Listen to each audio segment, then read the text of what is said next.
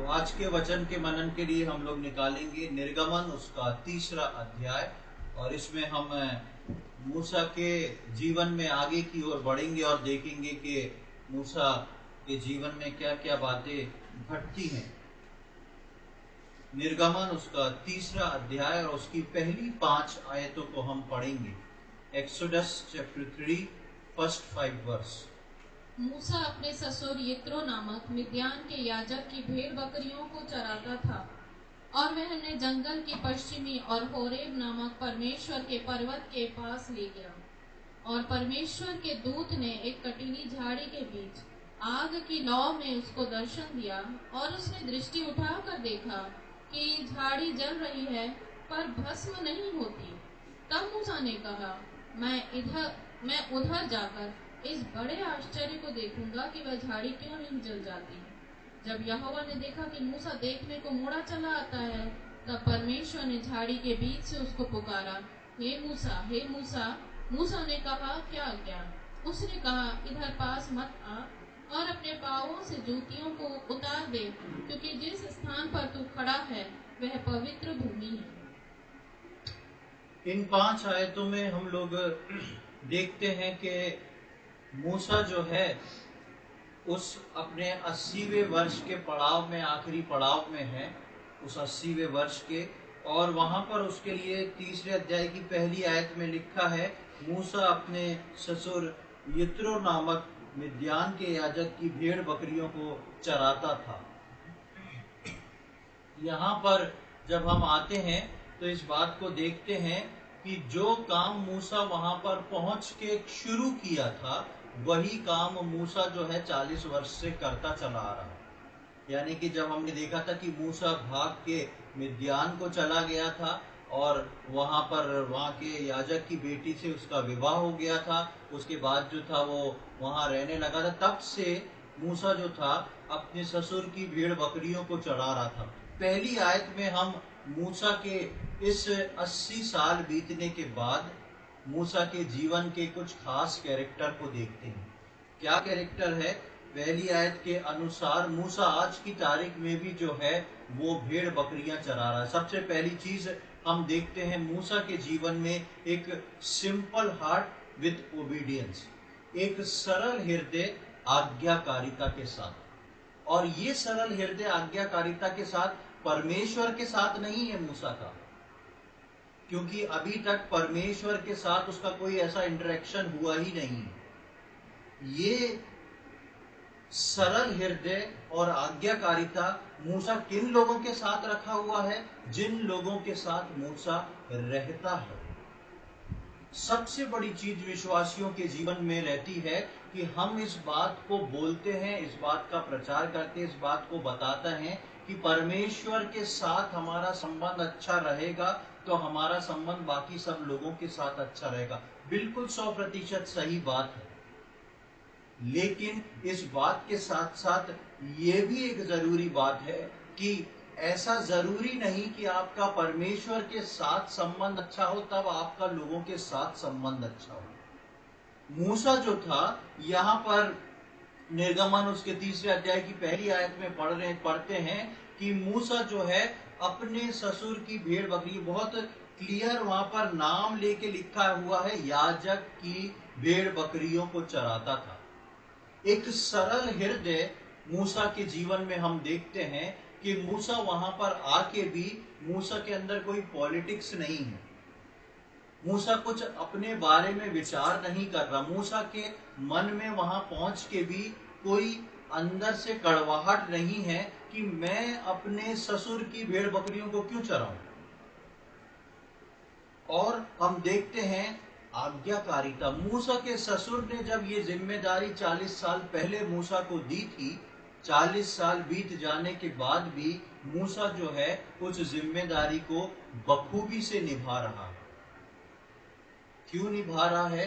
क्योंकि मूसा के जीवन में कुछ अंदर से ऐसा काम कर रहा है कि मूसा जो है उस दोनों चीजों को बनाया हुआ है, एक सरल हृदय और दूसरा आज्ञाकारिता।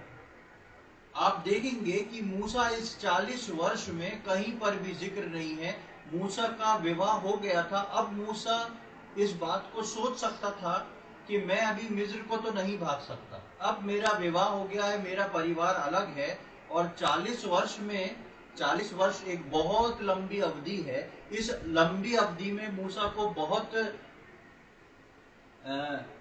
ऐसा समय मिला होगा कि वो अपने लिए एक जोड़ा भेड़ बकरी अलग करता, वो बच्चे देते देते 40 साल में कितने हो जाते। लेकिन मूसा ने अपना सेपरेट नहीं किया। मूसा को जो उसके ससुर ने जिम्मेदारी दी थी उसको वो करता रहा। वो है मूसा की सिंप्लिसिटी।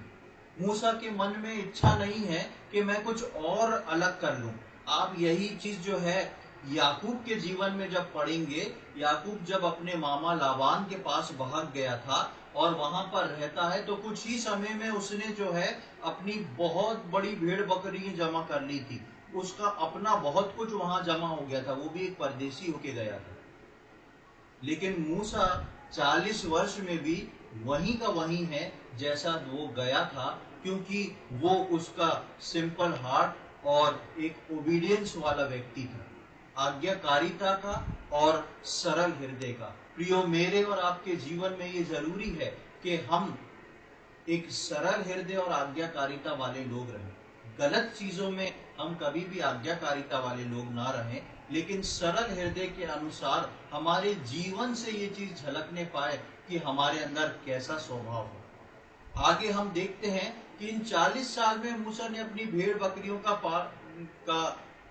पालन शुरू नहीं करा। पूरे मन से वो 40 साल से यही काम कर रहा था और उसके मन में कोई भी इच्छा नहीं और उसके मन में कोई शिकायत नहीं। इस पहले दूसरे अध्याय में जहां से मूसा मिद्यान को भागता है, वहां से लेके तीसरे अध्याय तक आप जहां तक जिक्र है, आप कोई भी आर्ग्यूमेंट मूसा और उसके ससुर के बीच में नहीं पढ़ेंगे। कोई वार्तालाप, कोई बातचीत मूसा और उसके ससुर के बीच में नहीं हो रही है जिसमें मूसा कुछ शिकायत को लेके आ रहा है। आपने मेरा गलत फायदा उठाया, मैं वहां से भाग के आ रहा था, आपने अपनी बेटी की शादी मुझसे कर दी, मुझे यहाँ पर फंसा दिया और अपनी भेड़ बकरी चरा रहे। कभी ऐसी बात मूसा के मन से, मूसा के मुंह से नहीं निकली।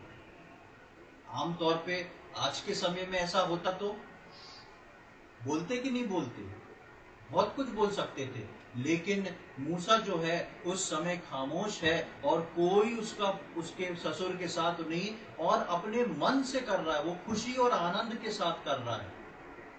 परमेश्वर मुझको और आपको जिन परिस्थितियों से निकाल के लेके जाता है, वो परिस्थितियां मुझको और आपको कुछ बना के खड़ा करती हैं, और उन परिस्थितियों से जब हम निकलते हैं तो मुझको और आपको बड़े आनंद और खुशी के साथ उस समय को निकालना है, क्योंकि हमारा परमेश्वर जान रहा है, हमारा परमेश्वर देख रहा है कि मुझको और आपको किन रास्तों से होके उसको चलाना है।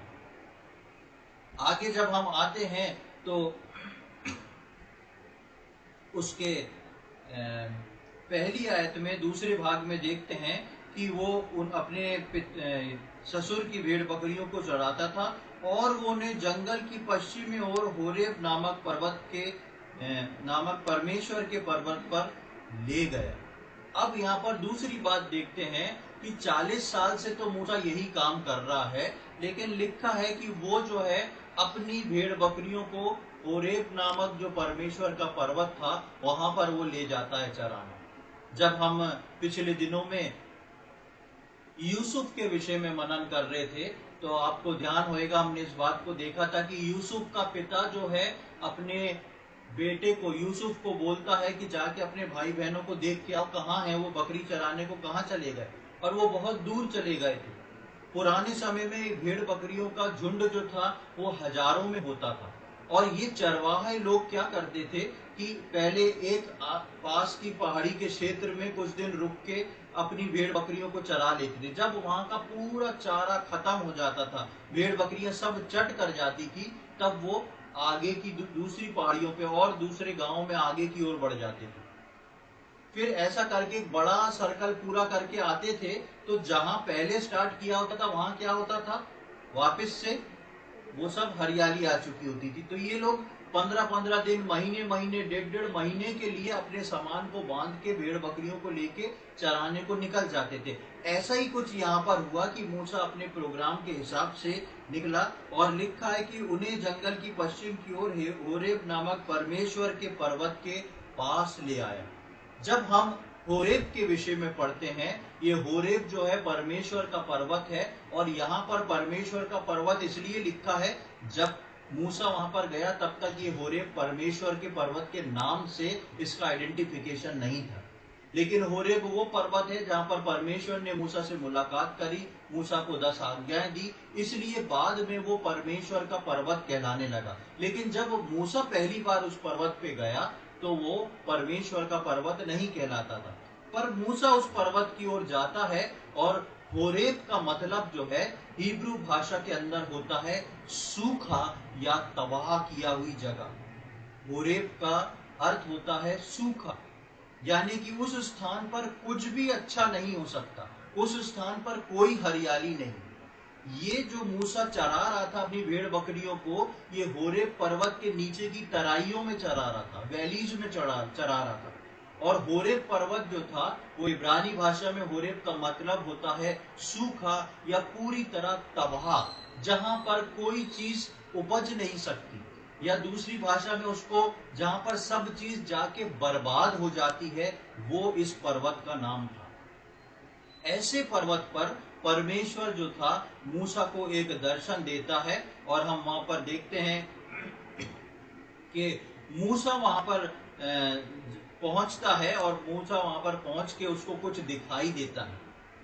मूसा को एक वहां पर जलती हुई झाड़ी दिखाई देती है, और उस जलती हुई झाड़ी में मूसा को आकर्षित करती है, और मूसा वहां पर जाना चाहता है। अब सोच के देखें कि मूसा 40 साल से अपने ससुर की भेड़ बकरियां चरा रहा था, और कई उसने ऐसे टूर्स को पूरा किया था, जिसमें वो होरेब भी पहले आया होगा, फिर उसके बाद दूसरी जगह गया होगा। इस प्रकार मूसा जो था ऐसे रोटेट होता रहा। लेकिन जब मूसा के जीवन में 40 वर्ष पूरे हुए, या दूसरे शब्दों में हम बोले कि जब परमेश्वर का समय मूसा के जीवन में आया, तब मूसा को उस होरेब पर्वत पर कुछ दिखा। जब तक परमेश्वर का समय मूसा के जीवन में नहीं आया था, मूसा आता था, भेड़ बकरियों को कुछ महीने दिनों चरा के आगे बढ़ जाता था, तब तक मूसा को कुछ भी दिखाई नहीं दिया। लेकिन जब परमेश्वर का समय आया, उस समय मूसा को कुछ दिखाई दिया। परमेश्वर अपने जनों के जीवन में अपने समय के अनुसार काम करने वाला परमेश्वर है। परमेश्वर को इस बात से मतलब नहीं कि आपकी उम्र क्या हो गई है। परमेश्वर को इस बात से मतलब नहीं कि आपकी परिस्थितियां क्या हो रही हैं। परमेश्वर को इस बात से मतलब है कि ये मेरा चुना हुआ जन है, और मुझे मालूम है कि इसको कब अपना दर्शन देना है, या इसके जीवन में कब मुझको कब कौन सा काम करना शुरू करना है। परमेश्वर अपने समय पर चलने वाला परमेश्वर है, और वही काम जो उसने मूसा के जीवन में किया, वही काम वो मेरे और आपके जीवन में करता है। इन 40 वर्षों में हो सकता था कि मूसा ने कई बार सोचा हो कि अब शायद परमेश्वर कुछ काम करने जा रहा है, अब शायद परमेश्वर कुछ मेरे जीवन में करेगा, क्योंकि मैं तो परमेश्वर की सेवा करना चाहता था, परमेश्वर की इच्छा के अनुसार उसके लोगों को बचाना चाहता था। हर साल एक एक करके बीत गया, ऐसे 40 वर्ष बीत गए, और उसकी उम्र के 80 वर्ष बीत गए। जब 80 वर्ष बीत के शायद ही मूसा के अंदर कोई आस रही हो कि अब कुछ होगा, तब परमेश्वर जो है उसको एक आस दिलाता है, अपने दर्शन को देता है। और जब परमेश्वर मूसा को दर्शन देता है, तब मूसा का जीवन को परमेश्वर बदल देता है। वो 80 साल जो थे मूसा के जीवन के पास्ट में चले जाते हैं, और उस 80 साल के बाद के आगे का जीवन जो है वो मूसा एक लीडर बन के शुरू करता है। परमेश्वर का समय जो है वो सबके लिए परफेक्ट है। कोई मनुष्य ये नहीं कह सकता कि मेरा समय, मेरी उम्र और मेरा इतना समय निकलता चला जा रहा है, मैं पूरी तरह बर्बाद होता जा रहा हूँ। ये परमेश्वर वो परमेश्वर है निकली हुई उम्र में से एक व्यक्ति को उठा के बर्बाद होने वाली जगह लाके आबाद करता है।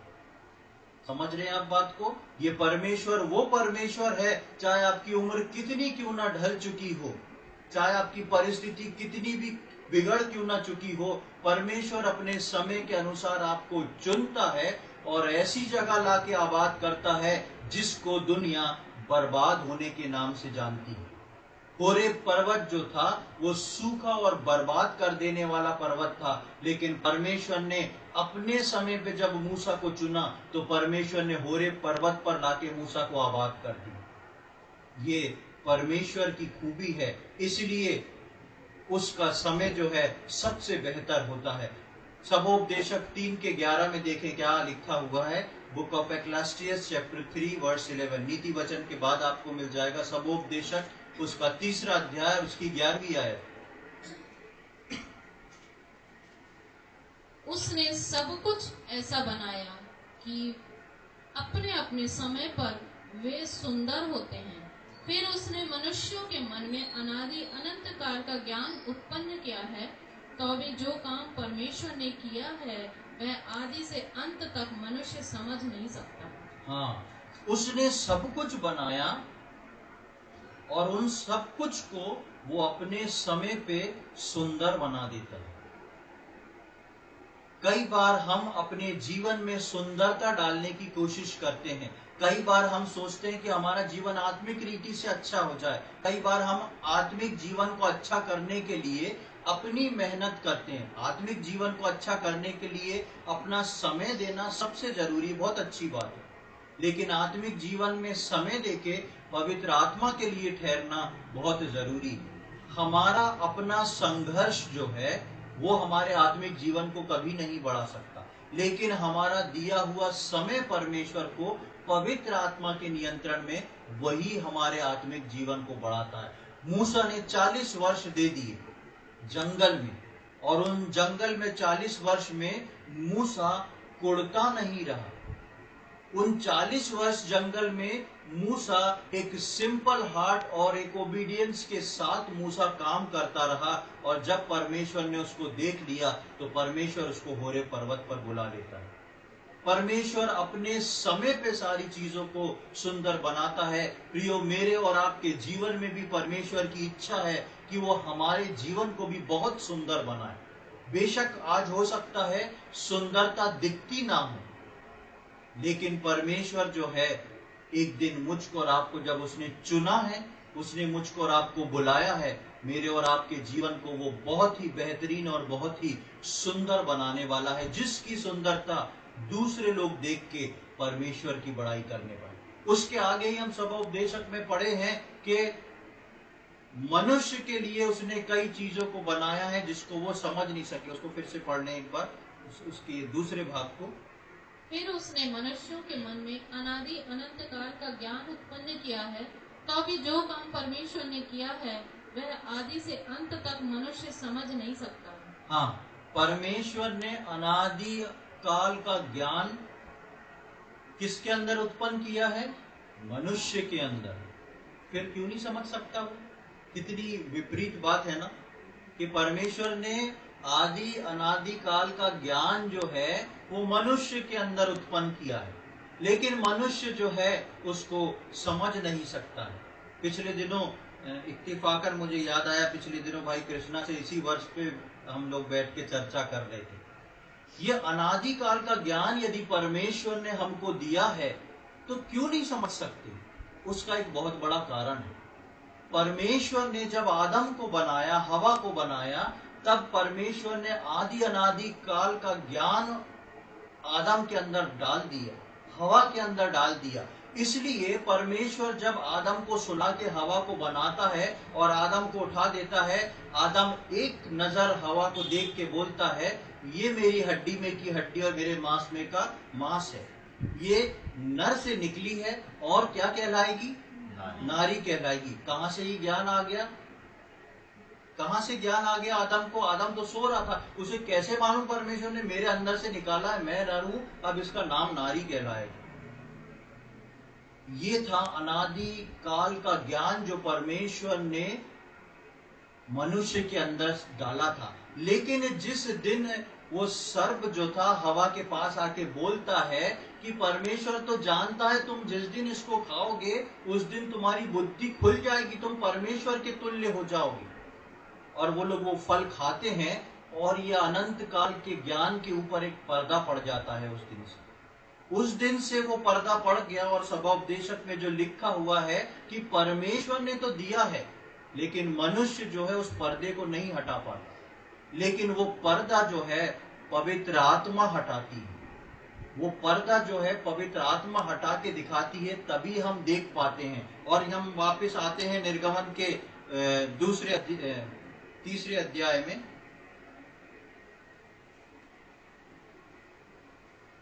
उसकी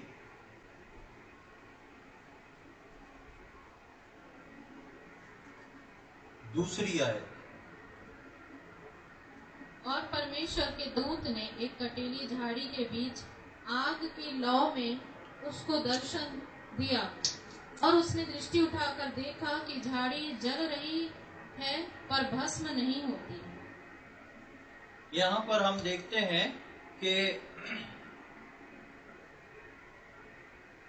अब मूसा जो है उस दर्शन को देखने को चला जाता है। उस दर्शन को देखने को चला जाता है और लिखा है कि परमेश्वर के दूत ने कटीली झाड़ी के बीच आग की लौ में उसको दर्शन दिया और उसने दृष्टि उठाकर देखा कि झाड़ी जल रही है पर भस्म नहीं हो रही। झाड़ी जल रही है और भस्म नहीं हो रही, ये दर्शन मूसा को दिखता है। वहां पर जनरली सारे जो हैं ग्रुप बना के बैठने वाले लोग हैं। जितने चरवाहे लोग हैं वो ग्रुप बना के बैठने वाले लोग हैं। लेकिन ये चरवाहे लोग जो है ग्रुप बना के बैठने वाले लोग हैं, लेकिन मूसा को ही ये दर्शन दिखाई देता है क्योंकि कोई भी उसके साथ जो है सहमति नहीं दिखाता, कोई भी उसके साथ हमको जाता नहीं दिखता। और लिखा है कि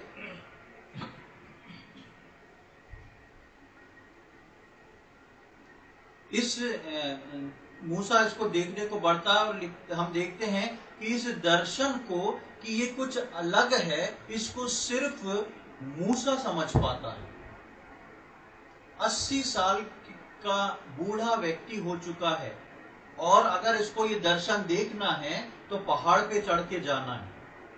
इन 40 साल जो मूसा ने मिद्यान में बिताया, इस 40 साल में मूसा के विषय में हम कोई ऐसी बात को नहीं देखते हैं जिसमें मूसा बोले कि हाँ ये चीज अच्छी, ये देखने जाना है। इस 80वें साल में मूसा को जो दर्शन दिखता है उसको समझ आता है कि ये कुछ अलग है।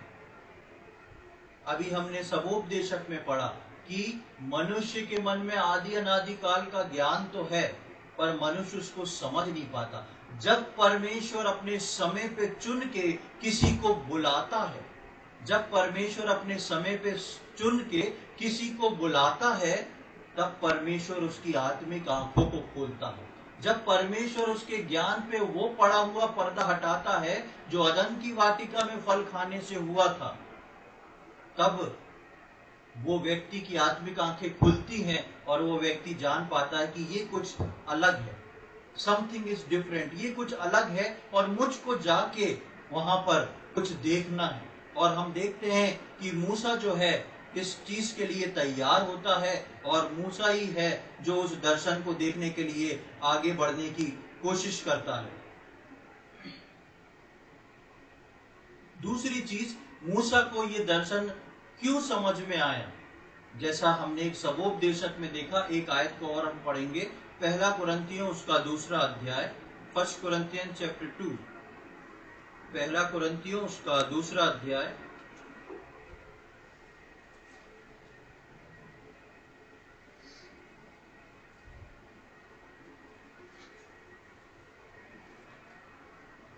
और उसका 11वीं और 12वीं आयत को हम पढ़ेंगे।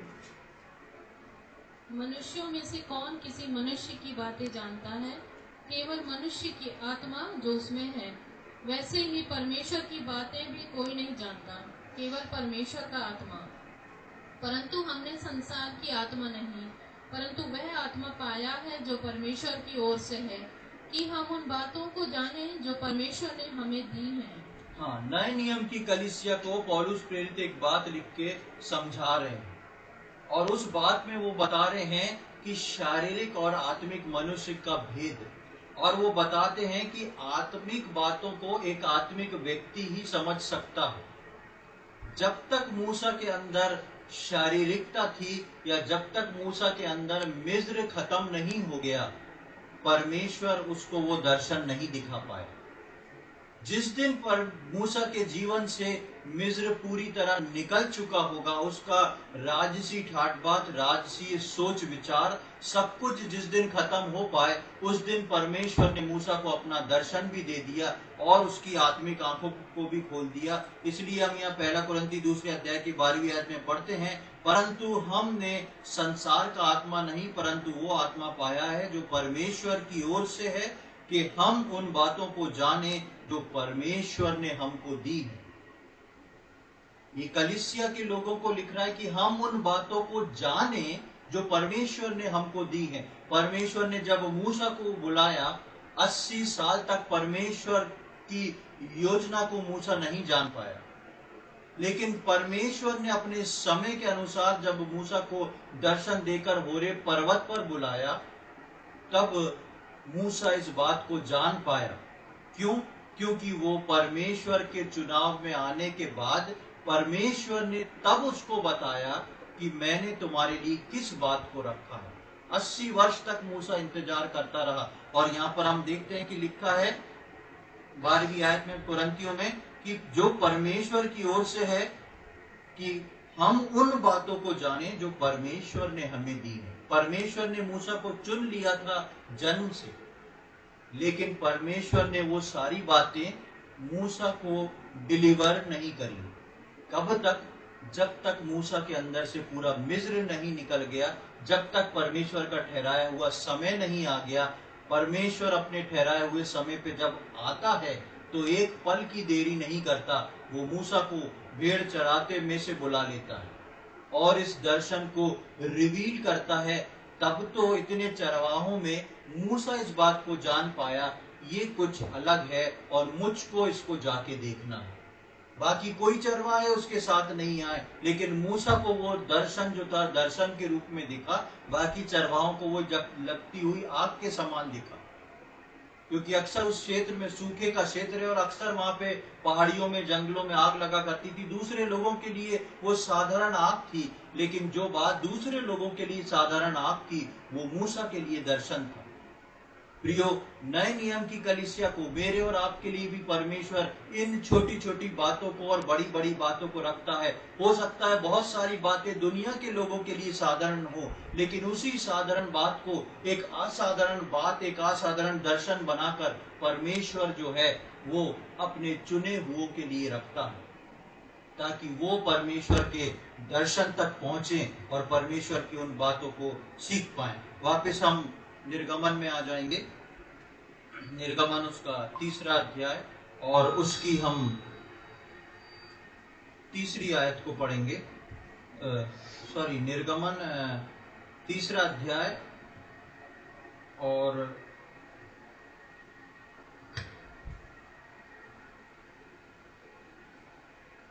हाँ 3री आयत। तब मूसा ने कहा, मैं उधर जाकर इस बड़े आश्चर्य को देखूंगा कि वह झाड़ी क्यों नहीं जल जाती। यहाँ पर हम देखते हैं कि मूसा एक निर्णय को लेता है और बोलता है कि मैं तो जाऊंगा और जाके उस झाड़ी को देखूंगा कि क्या कारण है, इतनी देर से आग लगी है और झाड़ी जो है क्या नहीं हो रही, जल नहीं रही। और मूसा को वो दर्शन देखने जो जाना था वो इतना आसान नहीं था। जैसे मैंने बताया कि तराइयों के क्षेत्र में, पहाड़ की तराइयों में ये लोग भेड़ बकरियों को चरा रहे हैं और उस ऊंचे पहाड़ पर आग लग रही है, और वहां पर उस 80 साल की उम्र में लाठी लेके मूसा को पहाड़ तक चढ़ना है। जब वो चढ़ेगा तब उस दर्शन को देख पाएगा। लेकिन मूसा के मन के अंदर एक उमंग है, मूसा के मन के अंदर एक चाह है। ये चाह जो थी मूसा के जीवन में उन 80 वर्ष में नहीं पैदा हुई जब उसने ये नहीं सोचा कि मैं भी अपना नया धंधा शुरू करूं। मैं क्यों अपने ससुर की भेड़ बकरियों को चढ़ाऊं, मैं भी अपने लिए नई भेड़ बकरियों को पाल लूं। लेकिन ये सारी चीजों में उसकी उमंग, उसकी इच्छा नहीं दौड़ी। लेकिन उसकी उमंग और इच्छा जो थी वो किस में दौड़ी? जब उस दर्शन को देखता है तो उसकी कीमत को अदा करने के लिए तैयार है। परमेश्वर जब मूसा को दर्शन देता है, मूसा समझ जाता है कि चाहे कुछ भी हो, ये अलौकिक है और मैं इसको जाके देख के आऊंगा। प्रियो, जब परमेश्वर अपने चुने हुए समय में मुझको और आपको अपने दर्शन दे के बुलाता है, चुनता है, उस बात को सामने रखता है, तो परमेश्वर ही हमारे मन में एक नई उमंग को पैदा करता है। ये हमारे परमेश्वर के साथ के संबंध की के द्वारा निकली हुई एक इच्छा है। कैसा घनिष्ठ संबंध हमारा परमेश्वर के साथ है कि हम उसकी इच्छा पूरी करने को तैयार हैं कि नहीं, उसके लिए हम दाम चुकाने को तैयार हैं कि नहीं। दुनिया के बहुत सारे ऐसे काम हैं जिनके लिए हम दाम चुकाने को तैयार रहते हैं, क्योंकि वो हो सकता है हमारी पसंद के हों। लेकिन ये जो है, परमेश्वर की इच्छा को जानते हुए, परमेश्वर के का मन समझते हुए, जो भी उसकी आत्मिकता रही वो अभी तक खुली नहीं है। लेकिन मूसा जो है, उसके अंदर अभी भी इस बुढ़ापे में एक ललक है, उसका परमेश्वर के प्रति कुछ तो रिश्ता है जिस अलौकिक को वो देखना चाहता है। हम एक आयत को पढ़ेंगे, फिलिपियों उसका 3 अध्याय और 12 से लेकर 16 तक। Philippians chapter 3 verse 12 to 16। यह मतलब नहीं कि मैं पा चुका हूँ या सिद्ध हो चुका हूँ, पर उस पदार्थ को पकड़ने के लिए दौड़ा चला जाता हूँ जिसके लिए मसीह यीशु ने मुझे पकड़ा था। हे भाइयों, मेरी भावना यह नहीं कि मैं पकड़ चुका हूँ, परंतु केवल यह एक काम करता हूँ कि जो बातें पीछे रह गई हैं उनको भूलकर आगे की बातों की ओर बढ़ता हुआ निशाने की ओर दौड़ा चला जाता हूँ, ताकि वह इनाम पाऊं जिसके लिए परमेश्वर ने मुझे मसीह यीशु में ऊपर बुलाया है। हम में से जितने सिद्ध हैं यही विचार रखें, और यदि किसी बात में तुम्हारा और ही विचार हो तो परमेश्वर उसे भी तुम पर प्रकट कर देगा। इसलिए जहाँ तक हम पहुँचे हैं उसी के अनुसार चलें। यहाँ पर हम बात को देखते हैं कि पौलुस प्रेरित जो है, एक लंबे उम्र के पड़ाव को बिताने के बाद यहाँ पर इस बात को लिख के बताता है। वो कहता है, ये मतलब नहीं कि मैं पा चुका हूँ या सिद्ध हो चुका हूँ, पर उस पदार्थ को पकड़ने के लिए दौड़ा चला जाता हूँ। और आगे लिखता है कि जो बातें पीछे रह गई हैं उनको क्या करता हूँ? पकड़े रहता हूँ कि छोड़ देता हूँ? उनको पीछे छोड़ के आगे की ओर दौड़ा चला जाता हूँ कि नई चीजों को पकड़ लूं। मूसा जो था, इस 40 साल में न केवल विश्वास योग्य था, न केवल सरल हृदय का था, न केवल वो आज्ञाकारी था, लेकिन मूसा के अंदर एक और गुण था इस 40 वर्ष में कि पीछे की जो बात रह गई थी उसको वो छोड़ के आगे की ओर बढ़ना जानता था। प्रियो, मेरे और आपके जीवन में, कलीसिया के हर विश्वासी के जीवन में ये जरूरी है कि पीछे जो बात हो गई है उसको छोड़ के आगे की ओर बढ़ना मेरे और आपके लिए बहुत जरूरी है। मूसा यहाँ पर लीडर बनने जा रहा है। मूसा एक ऐसा व्यक्ति बनने जा रहा है जिसको आगे आने वाले समय में पूरी दुनिया जानने वाली है। ऐसे समय में मूसा अगर इस बात को सोचता, कौन सी पिछली बात, मैं क्यों जाऊं, होगा परमेश्वर का कोई आश्चर्य कर्म। मैं जब परमेश्वर के लिए कदम उठाया था, एक व्यक्ति को मार भी डाला, तो क्या हुआ? भागना पड़ गया मुझे अपना राजसी सब छोड़ के। मैंने इतना अच्छा प्लान बनाया था, रोज महल से निकलूंगा, नाश्ता करके दिन भर काम करूंगा, लोगों को, जो मेरे लोग हैं उनकी सहायता करूंगा, मेरे पास ड्रेस रहेगी राजसी, कोई मुझसे कुछ बोल नहीं सकता, और शाम को सब अच्छा अच्छा करके कहाँ वापस जाऊंगा? महल में। कितना अच्छा रहता मेरे लिए। अब मैं क्यों जाऊं उस परमेश्वर का जो भले मुझे दर्शन दिखा रहा हो। मूसा उस शिकायत को नहीं रखता, क्योंकि मूसा इस 40 साल में इस बात को जान गया कि ये परमेश्वर जो है, कुछ परमेश्वर अद्भुत है और ये अपने समय के अनुसार काम करने वाला है। इसलिए मूसा जब उस दर्शन को देखता है तो बोलता है, मैं जाऊंगा, मैं भले ही आज 80 साल का हो गया हूं, मेरे लिए चढ़ना बहुत कठिन है, लेकिन फिर भी मैं जाके उस दर्शन को देखूंगा, क्योंकि मैं पुरानी बातों को पीछे छोड़ के 40 साल आगे बढ़ चुका हूं। वही बात कलीसिया को पौलुस प्रेरित समझा रहा है। अपनी पुरानी बातों को हम अपने मन में ना रखें। ये नहीं सोचें परमेश्वर सच्चा है तो उसने फलाने दिन मेरे साथ ऐसा क्यों किया था। परमेश्वर अगर सही है, उसने मुझे चुना है, तो उसने मेरी फलानी प्रार्थना का उत्तर क्यों नहीं दिया था। मैं और आप कितने भी ज्ञानवान हो जाएं, हम परमेश्वर से अधिक ज्ञानवान नहीं हो सकते। परमेश्वर को मालूम है वो मेरे और आपके जीवन में क्या कर रहा है, उसका समय परफेक्ट है, उसका काम करने का तरीका परफेक्ट है। और इस बात को मूसा ने अपने जीवन में रखा था, इसीलिए मूसा चल पाया, क्योंकि वो पीछे की बातों को छोड़ चुका था। नए नियम के विश्वासियों को यही बात पौलुस प्रेरित बड़े प्रेम से सिखाता है और बोलता है, हम में से जितने सिद्ध हैं यही विचार रखें। यानी कि जो ये विचार नहीं रख रहा वो क्या है, असिद्धता की ओर है, पीछे की ओर है। और यदि किसी बात में तुम्हारा और ही विचार हो तो परमेश्वर उसे भी तुम पर प्रकट कर दे। यो ध्यान रखें, आज कलीसिया को और ये वचन सुनने वाले हर व्यक्ति को परमेश्वर इस बात को प्रकट कर रहा है, इस बात को लेके आया है कि मैं और आप पीछे की ओर देख के ना चलें। जो बातें पीछे छूट गई हैं, निकल गई हैं, उनको छोड़ दें और आगे की ओर हम बढ़ते चले जाएं। मत अपने मन में मलाल रखें, ऐसा क्यों हुआ था, वैसा क्यों हुआ था, मेरी उस प्रार्थना का क्या, मेरे उस प्रार्थना का क्या उत्तर हुआ, कुछ नहीं। सब छोड़ के आगे की ओर बढ़ने वाले लोगों को परमेश्वर दर्शन दे के उस बर्बाद होने वाले स्थान पे आबाद करता है। उसी से तो परमेश्वर की महिमा होती है।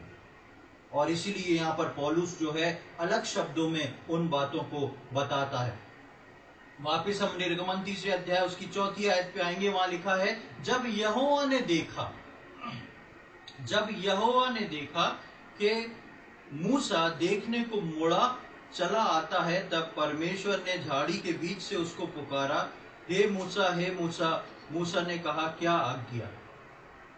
अब ये सारे निर्णय जो हो रहे थे मूसा के अंदर चल रहे थे। अब जब मूसा ने सोच लिया, एक निर्णय को ले लिया और मूसा जो है उस पहाड़ पे चढ़ना शुरू कर दिया, और चढ़ के जब उस स्थान के करीब आ गया तो लिखा है, परमेश्वर ने जब उसको देखा तो परमेश्वर ने उसको पुकारा। और तब यहोवा ने उसे देखा कि मूसा देखने को मुड़ा चला था, तब परमेश्वर ने झाड़ी के बीच से उसको पुकारा, हे मूसा, हे मूसा। मूसा ने कहा, क्या आज्ञा। यहां पर हम 4 आयत में चौथी बात को हम देखते हैं कि ये परमेश्वर वो परमेश्वर है जो मुझको और आपको नाम लेके बुलाता है। ये परमेश्वर वो परमेश्वर नहीं जो मूसा को बोलता है, ए चरवाहे तू क्यों यहाँ पर चला आ रहा है, थोड़ा दूर खड़ा होके बात कर, ये स्थान पवित्र है। परमेश्वर जब अपने सटीक समय पे किसी को दर्शन देता है या बताता है, बुलाता है, परमेश्वर उसको उसका स्थान दिखाता है, उसको चुनता है, और परमेश्वर उसको नाम लेके बुलाने वाला परमेश्वर है। मेरा और आपका परमेश्वर जो है मुझको और आपको नाम लेके बुलाने वाला परमेश्वर, मुझसे आपसे इंडिविजुअल डीलिंग रखने वाला परमेश्वर है। ये परमेश्वर को पसंद नहीं कि हमारे और परमेश्वर के बीच में कोई दूसरा मनुष्य आए। ध्यान रखें, ये परमेश्वर को पसंद नहीं। परमेश्वर हर मनुष्य से एक सीधी वार्तालाप करना चाहता है, सीधी बातचीत करना चाहता है। बेशक परमेश्वर ने कलीसिया ठहराई है, उसमें सेवकों को ठहराया है, एल्डर्स को ठहराया है, उनके द्वारा परमेश्वर कलीसिया में वचन देता है, उनके द्वारा परमेश्वर वो प्रार्थनाओं को ऑर्गेनाइज कराता है, शिक्षा देता है, सारी बातों को करता है। लेकिन उसके बाद भी परमेश्वर चाहता है कि परमेश्वर से उनका रिश्ता जो है वो सीधा हो, परमेश्वर से हर व्यक्ति का एक व्यक्तिगत रिश्ता हो। और इसके लिए हम देखते हैं कि परमेश्वर मूसा को नाम लेके बुलाता है। हम देखेंगे एक आयत को, यशायाह नबी की किताब उसका 43वां अध्याय, बुक ऑफ यशायाह चैप्टर 43 वर्स 1। यशाया नबी की किताब उसका 43:1। हे याकूब तेरा रचने वाला और हे इज़राइल तेरा रचने वाला और हे याकूब तेरा सृजनहार यहोवा अब यों कहता है, मत डर, क्योंकि मैंने तुझे छुड़ा लिया है, मैंने तुझे नाम लेकर बुलाया है, तू मेरा ही है। यहाँ पर हम देखते हैं कि परमेश्वर इजराइल को एड्रेस कर रहा है, याकूब को एड्रेस कर रहा है, पूरे इजरायली लोगों को एड्रेस कर रहा है। और परमेश्वर बोलता है कि मैंने तुम्हें नाम लेके बुलाया है। नाम लेके बुलाने वाला परमेश्वर जो है वो हमारा परमेश्वर है। ये परमेश्वर कंफ्यूजन वाला परमेश्वर नहीं है, क्योंकि ये परमेश्वर नाम लेके बुलाता है। इसलिए कोई भी दोहराए नहीं कि परमेश्वर ने मेरे बाजू वाले से ये बात बोली है या मुझको मेरे लिए ये बात बोली है। परमेश्वर मुझको और आपको नाम से जानने वाला परमेश्वर है। इसलिए परमेश्वर जो है मेरे और आपके साथ एक व्यक्तिगत घनिष्ठता, व्यक्तिगत संबंध बनाना चाहता है, ताकि मैं और आपको परमेश्वर जो है अपने दर्शन को दे, चुन के मुझसे और आपसे बात करे। और परमेश्वर ही है जो मुझको और आपको सिखाता और बताता और हर एक व्यक्तिगत रीति से चुन के मुझको और आपको लेके जाना चाहता है, आगे बढ़ाना चाहता है। इसलिए हम यहाँ पर देखा कि परमेश्वर मूसा को नाम लेके बुलाता है। और यशाया 43:1 में हमने पढ़ा कि वो बोलता है कि मैंने तुझे नाम लेके बुलाया है। मैं और आप कलीसिया में नाम लेके बुलाए गए हैं। मेरा और आपका नाम परमेश्वर पुकार के जीवन की पुस्तक में लिखवाया है। मेरा और आपका नाम परमेश्वर को याद है बाय हार्ट। फिर हम क्यों बोलें कि हमारे लिए ये व्यक्ति प्रार्थना करे? फिर हम क्यों बोलें कि हमारे लिए ये व्यक्ति प्रार्थना करे? बेशक प्रार्थना के लिए हम एक दूसरे को अपनी बातों को सौंपते हैं, वो जरूरी है, वो एक कलीसियाई नियम है, वो भी परमेश्वर ने ठहराया है। लेकिन इस बात को ध्यान रखें, आपका एक अलग आइडेंटिफिकेशन है परमेश्वर के सामने और आप उस आइडेंटिफिकेशन को लेके परमेश्वर के सामने जा सकते हैं। यहाँ पर परमेश्वर यशाया में बोलता है कि मैंने तुम्हें नाम लेके बुलाया है। लेकिन नए नियम में मैं और आप प्रभु यीशु मसीह के बहे गए लहू की छाप से बुलाए गए। परमेश्वर का वचन नए नियम में पौलुस प्रेरित बोलता है, क्या तुम नहीं जानते कि तुम्हारे ऊपर किसकी छाप दी हुई है? किसकी छाप दी है? पवित्र आत्मा की छाप है। मेरे और आपके ऊपर पवित्र आत्मा और लहू की छाप है। और जिस जिस के ऊपर वो लहू की छाप लगती है उसका आइडेंटिफिकेशन परमेश्वर के पुत्र या पुत्री के अनुसार हो जाता है। मैं और आप जो हैं एक नाम लेके बुलाए गए परमेश्वर के पीछे चलने वाले लोग हैं। हमको परमेश्वर ने नाम लेके चुना है और नाम लेके बुलाया है। 5वीं आयत में हम आएंगे, 3 अध्याय की 5वीं आयत। उसने कहा, इधर पास मत आ और अपने पांवों से जूतियों को उतार दे, क्योंकि जिस स्थान पर तू खड़ा है वह पवित्र भूमि है। यहाँ पर हम देखते हैं कि परमेश्वर पहले नाम लेके बुलाता है, उसके बाद बोलता है कि अपनी जूती उतार और एकदम पास मत आ, क्योंकि जिस जगह पर परमेश्वर की उपस्थिति थी वो पवित्र स्थान था। होरेब पर्वत पवित्र पर्वत नहीं था, लेकिन जब परमेश्वर की उपस्थिति उस पर्वत पर आई तब वो स्थान जो है क्या हो गया? पवित्र स्थान हो गया। इसलिए परमेश्वर ने बोला मूसा को कि तुम थोड़ा दूर रहो, अपने पैर से जूती चप्पलों को उतार दो और दूर रहो, क्योंकि जिस स्थान पर तुम आके खड़े हुए हो वो स्थान जो है वो एक पवित्र स्थान है। मूसा के लिए परमेश्वर ने एक सीमा को ठहराया था, लेकिन वही परमेश्वर मूसा के द्वारा जब मिलाप वाला तंबू बनवाता है तो मूसा के अलावा कई याजकों को मंदिर में प्रवेश मिल जाता है। और नए नियम में प्रभु यीशु मसीह के आगमन के बाद मेरे और आपके लिए उस पवित्र स्थान में 24 घंटे को प्रवेश हो गया। हम देखेंगे भजन संहिता 65 उसका 4, वहां पर क्या लिखा है? बहुत सुपरिचित आयत है, अक्सर आराधना में मैं उसको बोलता हूं। भजन संहिता 65:4, Psalm 65:4। क्या ही धन्य है वह जिसको तू चुनकर अपने समीप आने देता है कि वह तेरे आंगनों में वास करे। यहाँ पर परमेश्वर का वचन बोलता है, क्या ही धन्य है वो जिसको परमेश्वर चुन के अपने समीप आने का अवसर देता है। परमेश्वर ने मूसा को अपने समय पे चुना और अपने समीप आने दिया, लेकिन एक सीमा ठहराई। मूसा के बाद परमेश्वर ने इजरायलियों को याजक गण के लिए चुना, लेकिन उनको अपने समीप आने दिया, लेकिन उनके लिए एक सीमा ठहराई। लेकिन नए नियम के विश्वासियों के लिए परमेश्वर ने कोई सीमा नहीं ठहराई।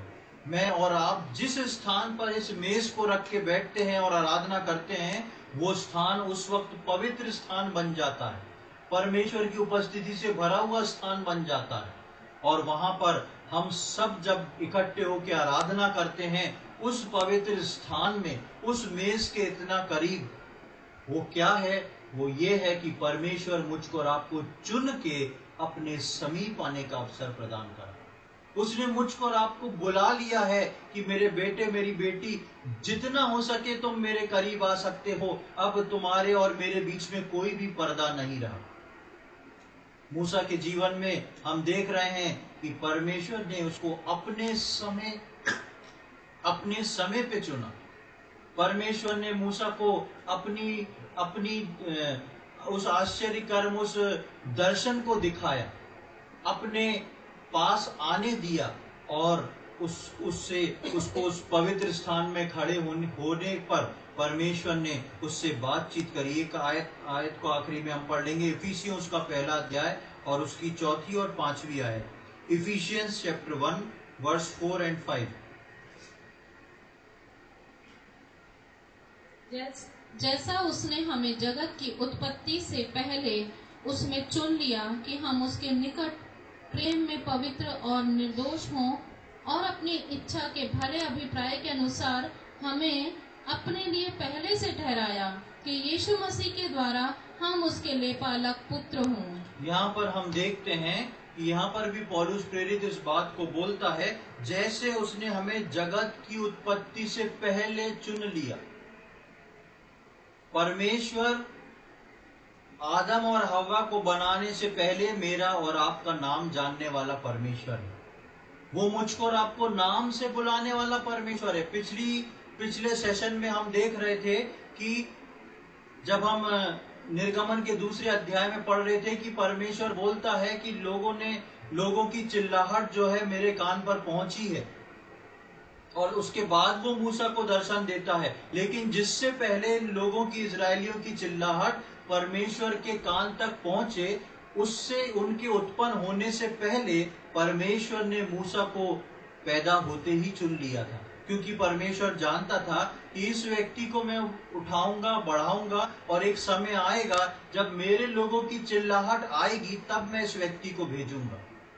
इसी प्रकार यहाँ पर लिखा है, जैसा उसने हमें जगत की उत्पत्ति से पहले उसमें चुन लिया। जगत की उत्पत्ति से पहले मैं और आप चुने हुए लोग हैं, और कि उसके निकट प्रेम में पवित्र और निर्दोष हो। हम कभी भी पवित्र और निर्दोष नहीं हो सकते। कुछ ना कुछ दोष हमारे अंदर रहता है, कुछ ना कुछ अपवित्रता हमारे अंदर रहती है। लेकिन परमेश्वर ने मुझको और आपको, क्योंकि यीशु मसीह में चुना है, इसलिए मैं और आप परमेश्वर को पवित्र और निर्दोष दिखते हैं। और उसके बाद लिखते हैं, और अपनी इच्छा के भले अभिप्राय के अनुसार हमें अपने लिए पहले से ठहराया कि यीशु मसीह के द्वारा हम उसके लेपालिक पुत्र हों।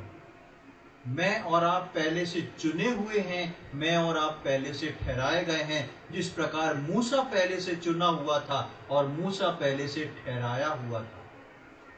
प्रियो, आज हमने मूसा के केवल इन 5 आयतों में हमने देखा, सबसे पहले हमने देखा कि मूसा का एक सिंपल हार्ट और उसका ओबीडियंस। इस 40 साल में मूसा के अंदर कोई इच्छा नहीं रही, लेकिन जब परमेश्वर का दर्शन दिखा तो 40 साल बाद भी मूसा के अंदर जो है परमेश्वर को पाने की इच्छा है, उस दर्शन को देखने की इच्छा है। परमेश्वर अपने समय के अनुसार मूसा को बुलाता है। मेरे और आपके जीवन में भी भले ही कितने साल क्यों ना हो गए हैं, भला ही हमारी उम्र कितनी भी क्यों ना हो गई हो, भला ही हमको लगता हो कि मेरा फैमिली लाइफ, मेरा ऑफिशियल लाइफ, मेरी बिजनेस लाइफ अब तक बर्बाद हुई है, मत गम खाएं इस बात का, क्योंकि परमेश्वर आपको पहले से जानता है। वो अपने समय पे आपको बुलाएगा, अपने समय पे आपको दर्शन देगा और अपने समय पे आपको ऐसी जगह लेके जाएगा जो दुनिया की नजर में सूखी और बर्बाद कहलाती है, लेकिन वहां पर वो आपको दर्शन देके आपको आबाद कर देगा। न केवल आपको आबाद करेगा, लेकिन आपके द्वारा वो दुनिया को आबाद करेगा। परमेश्वर ने मूसा को उस सूखी जगह पे दर्शन देके अकेले मूसा को आबाद नहीं करा, मूसा के द्वारा उसने पूरे इजरायलियों को आबाद करा और इजरायली मिस्र से निकल के कनान को जा सके, अपने पवित्र स्थान पे पहुंचाया। प्रियो, मेरे और आपके जीवन में भी परमेश्वर के मैं और आप चुने हुए लोग हैं, मैं और आप बुलाए गए लोग हैं, मैं और आप नाम लेके बुलाए गए लोग हैं। अपने समय पे परमेश्वर मुझको और आपको दर्शन देगा, अपने समय पे परमेश्वर मुझको और आपको जो उसने रखा है वो काम करेगा। पिछले वचन में भी मैं एक बात बोल रहा था, इस वचन में भी मैं यही बात बोल रहा हूं कि परमेश्वर अपने कार्य पे लगा हुआ है, परमेश्वर अपने कार्य पे लगा हुआ है। आपको यदि कुछ नहीं दिखता, इसका मतलब ये नहीं कि परमेश्वर काम नहीं कर रहा है। मुझको और आपको क्या करना है? ठहरे रहते हुए उद्धार का वो काम देखना है जो परमेश्वर मेरे और आपके लिए कर रहा है। परमेश्वर जो है कार्यरत है, परमेश्वर का काम जो है मेरे और आपके लिए चल रहा है। मूसा 40 साल बिताने के बाद 41वें साल से 80वें साल तक मूसा इस बात को सोचता होगा कि वो सारा जोश और जुनून खत्म हो गया, वो सारी बातें खत्म हो गई, मैंने जो परमेश्वर के लिए सोचा था, क्या क्या सोचा था, वो सब खत्म हो गया। लेकिन परमेश्वर 80 साल में उसको बुलाता है, नाम लेके बुलाता है, दर्शन देता है और वो बोलता है, तूने सोचा अब ये खत्म हो गया, दरअसल ये खत्म नहीं हुआ, यहां से ये शुरू होने जा रहा है। मैं और आप अपने जीवन में कई मुकामों में सोच सकते हैं कि अब तो सब कुछ खत्म है, लेकिन ध्यान रखें, जहां सब कुछ मनुष्य का खत्म होता है, वहां से परमेश्वर का आरंभ होना शुरू होता है। उसने प्रियो मुझको और आपको नाम लेके बुलाया है, उसने मुझको और आपको चुना है, वो मुझको और आपको कभी छोड़ेगा नहीं, कभी त्यागेगा नहीं। और इस सफर को पूरा करके अपने आगमन पर, अपने पुत्र के आगमन पर मुझको और आपको लेके उस आत्मिक कनान पहुंचाएगा जहां के लिए मैं और आप रखे गए। विश्वास में हम दृढ़ रहें, परमेश्वर के वचनों को पढ़ें, प्रार्थना करें और उत्साही रहें। हर बात को, पीछे की बात को छोड़ के आगे की ओर दौड़ते चले जाएं, प्रभु को देखते जाएं। हर दिन मेरे और आपके लिए नया है जो परमेश्वर ने रखा है। परमेश्वर इन वचनों को समझने में हम में से प्रत्येक की सहायता करे। प्रभु के नाम की महिमा। की पुस्तक में से गीत नंबर 105 और उसकी तीसरी और सातवीं आयत हम पढ़ेंगे। 105 105 उसका तीसरा और सातवां। अनुग्रही से हमको बुलाया, ये पवित्र बुलावा है। अनुग्रही से हमको बुलाया, ये पवित्र बुलावा है। सनातन मनसा के द्वारा से, सनातन मनसा के द्वारा से हम पर प्रकट हुआ है, हम पर प्रकट हुआ है। हे प्रभु तेरा अनुग्रह है, बड़े धन से हुआ है। अनुग्रही से समय पा गए और हम उसमें रहते हैं। अनुग्रही से समय पा गए और हम उसमें रहते हैं। महिमा की आशा परमेश्वर में, महिमा की आशा परमेश्वर में, स्तुति